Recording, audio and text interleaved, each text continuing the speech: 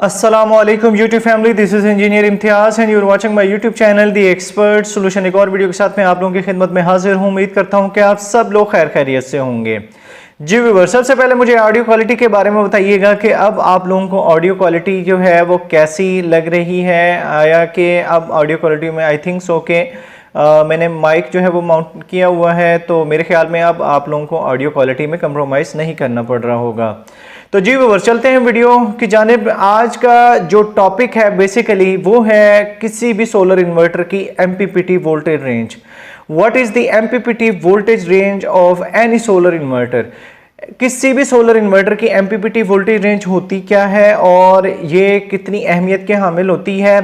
ख़ास तौर पर सबसे पहले मैं आप लोगों को बताता चलूँ कि मेरे एक सब्सक्राइबर्स जो कि नाइजीरिया से थे, उन्होंने 3 किलोवाट का साको कंपनी का सोलर इन्वर्टर इंस्टॉल किया और उनको एक इशू फेस करना पड़ रहा था, जिसकी वजह से मैंने सोचा कि मैं एक वीडियो बना देता हूं ताकि आप लोगों तक ये बात पहुंचनी चाहिए और आप लोगों की कन्फ्यूजन भी किसी भी सोलर इन्वर्टर की एमपीपीटी वोल्टेज के रेंज के बारे में है तो वो दूर हो जाए।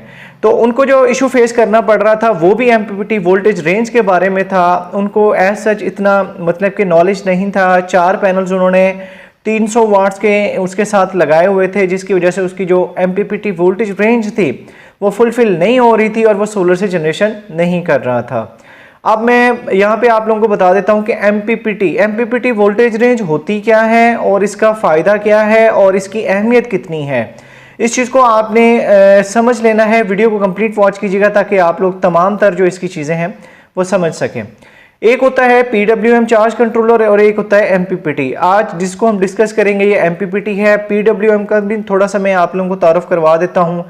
पहले पीडब्ल्यूएम चार्ज कंट्रोलर के साथ जो थे वो चार्ज कंट्रोलर आ रहे थे किसी भी सोलर इन्वर्टर के साथ, जो कि VM2 और VM1 टेक्नोलॉजी के साथ थे, जिसके साथ आप लोगों को पैरेलल में कनेक्शन करना पड़ते थे। और पैरेलल में आप लोगों को पता होगा कि पैरेलल में जब हम कनेक्शंस करते हैं तो पैरेलल का ताल्लुक एम्पेयर्स के साथ होता है कनेक्शंस का, और जो सीरीज़ में हम कर रहे होते हैं तो सीरीज़ का ताल्लुक जो होता है वो डायरेक्ट एक किस्म का वोल्टेज के साथ होता है। तो एमपीपीटी वोल्टेज जो एमपीपीटी रेंज के साथ अब जितने भी solar inverter VM3 VM4 technology के आ रहे हैं till no in Pakistan, in all over the world, ये बेस्ड होते हैं मतलब के वोल्टेजेस पे। मतलब कि वोल्टेजेस अगर आप उनके पूरे करेंगे तो यानी वो एमपीपीटी जो है वो वर्किंग करेगा। एमपीपीटी का जो डायरेक्ट जो एक आप कनेक्शंस कह सकते हैं वो बेस्ड ही जो है वो सीरीज कनेक्शन और वोल्टेजेस पे है। अब वोल्टेजेस की बात जहाँ पे आ जाती है तो वोल्टेजेस आपको पता होगा कि एमपीपीटी जो वोल्टेज रेंज है किसी भी सोलर इन्वर्टर की वो डिफरेंट होती है, जो कि इनिशियल वोल्टेज रेंज होती है और जिसको आप लोगों ने फुलफिल लाजमी करना होता है। आसान लफ्ज़ों में मैं आप लोगों को बताता चलूँ कि आपको मिनिमम उतने सोलर पैनल्स लाजमी उस सोलर इन्वर्टर के साथ लगाने पड़ते हैं, फिर जाके वो एमपीपीटी जो है वो वर्क करता है और सोलर से जनरेशन करता है। अब हर सोलर इन्वर्टर की एमपीपीटी रेंज मुख्तलिफ होती है, 1 किलोवाट से लेके ऑनवर्ड 5 किलोवाट या 8 किलोवाट तक। अब एमपीपीटी जो वोल्टेज रेंज है मैंने आपको बताया था कि इसका ताल्लुक डायरेक्ट वोल्टेजेस के साथ, और वोल्टेजेस जो है आप सीरीज में कनेक्शन करेंगे तो वोल्टेजेस ऐड होते हैं। मींस के अगर आप सीरीज में कनेक्शंस कर रहे हैं तो वोल्टेजेस ऐड होते जाएंगे, लेकिन करंट जो एम्पेयर होता है वो सेम ही रहता है। अब वोल्टेजेस जो मिनिमम वोल्टेजेस होते हैं जो किसी भी जो एमपीपीटी बेस्ड सोलर इन्वर्टर है तो उसके जो मिनिमम वोल्टेज होते हैं वो डिफरेंट होते हैं। ये आप लोगों को लाजमी उसकी जो डाटा शीट है उस पर भी आप लोग देख सकते हैं, लेकिन यहाँ पे भी मैं आप लोगों को क्लियर कर देता हूँ ताकि आप लोगों की तमाम तर कन्फ्यूजन किसी भी सोलर इन्वर्टर के बारे में वो दूर हो जाएगी यहाँ पे। अब सोलर इन्वर्टर की जो एमपीपीटी वोल्टेज रेंज है, फॉर एग्जांपल मैं 1 किलोवाट से ले लेता हूँ। 1 किलोवाट में आप लोगों ने जो एमपीपीटी प्योर एमपीपीटी चाहे वो इन्वर्क्स की विरोन सीरीज है तो उसके जो एमपीपीटी वोल्टेज रेंज आप लोगों को देखने को मिलती है वो तकरीबन 30 वोल्ट डीसी से 102 मतलब कि 30 वोल्ट डीसी से 102 वोल्ट डीसी तक है। अब जो इनिशियल जो 30 वोल्ट हैं ये आप लोगों ने कंसीडर कर लेने हैं कि आप लोगों ने मिनिमम 30 वोल्ट तक उसको जो है वो देने ही देने हैं। उससे ऊपर आप 102 वोल्ट तक मैक्सिमम दे सकते हैं। अगर ये आप 30 वोल्ट उसके फुलफिल करते हैं तो फिर वो आपका एमपीपीटी से जनरेशन स्टार्ट करेगा। अब हमें कैसे पता चलेगा कि 30 वोल्ट उसके पूरे कैसे होंगे, हम कितने सोलर पैनल उसके साथ लगाएं कि वो उसके 30 वोल्टेज पूरे होंगे।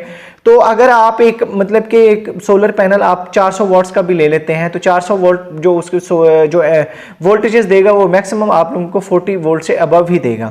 तो मीन्स अगर 400 वोल्ट का भी आप उसके साथ एक सोलर पैनल लगाते हैं तो वो आपकी एमपीपीटी रेंज में आ जाएगा और सोलर से जनरेशन स्टार्ट कर देगा। ये तो होगी बात आपके 1 किलोवाट के सोलर इन्वर्टर। अब 1 किलोवाट के सोलर इन्वर्टर में भी डिफरेंट मतलब कि एमपीपीटी वोल्टेज रेंज आ रही होती हैं। जैसा कि मैंने इन्वेस्ट को काउंट किया, उसके बाद अगर मैं फ्रोनस की आपको बताता चलूं कि फ्रोनस एक्सॉन प्लस सीरीज 1.5 किलोवाट 2021, अगर इसकी आप एमपीपीटी वोल्टेज रेंज देखते हैं तो वो होती है 130 वोल्ट डीसी से 450 वोल्ट डीसी।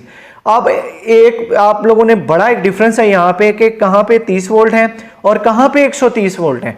अब आपको जो इनिशियल उसके 130 वोल्ट हैं वो आपको फुलफिल करने हैं और उसको फुलफिल करने के लिए अब हमें कैसे पता चलेगा उसके साथ कितने पैनल्स में लगाऊं तो उसके 30 वोल्ट पूरे हो जाएंगे। फॉर एग्जांपल अगर आप एक 250 वाट्स का सोलर पैनल है, 250 वाट्स के अगर सोलर पैनल, तो 250 वाट्स के अगर आप उसके साथ 6 सोलर पैनल लगा लेते हैं तो वो उसका जो एमपीपीटी वोल्टेज रेंज है वो पूरी हो जाएगी और बासानी वो सोलर से जनरेशन स्टार्ट कर देगा।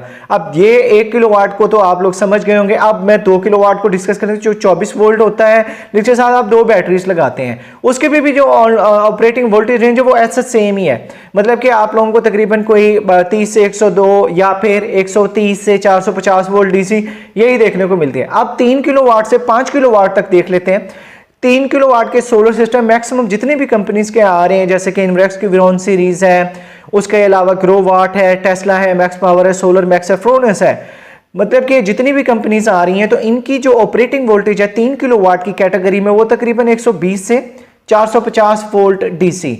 मतलब वही बात जो पहले वाली थी कि अगर आप उसके साथ 250 वाट्स के या 300 वाट्स के 6 पैनल लगा लेते हैं तो आप उससे बासानी सोलर से जनरेशन ले सकते हैं। अगर आप ये इनिशियल जो उसकी सोलर एमपीपीटी मतलब कि जो भी उसकी एमपीपीटी वोल्टेज रेंज है वो आप फुलफिल नहीं करते तो फिर आप ऐसे समझ लें कि चाहे आपने 4 पैनल उसके साथ लगाए हुए हैं 250 वाट्स के, वो आपके ज़ाया ही हैं जब तक आप उसके साथ उसकी जो ऑपरेटिंग वोल्टेज रेंज है वो पूरी नहीं करते। आई थिंक सो कि अब आप लोगों को क्लियर हो गया होगा कि किसी भी सोलर इन्वर्टर के साथ आप लोगों को मिनिमम कितने सोलर पैनल लगाने चाहिए ताकि वो आप लोगों को सोलर से जनरेशन दे। वीडियो पसंद आए चैनल को सब्सक्राइब कर दीजिएगा, साथ ही बेल आइकन को प्रेस कर दीजिएगा ताकि इस तरह की और इन्फॉर्मेटिव वीडियोस मैं आप लोगों के लिए बनाता रहूं। अपनी दुआ में याद रखिएगा। अल्लाह हाफिज़।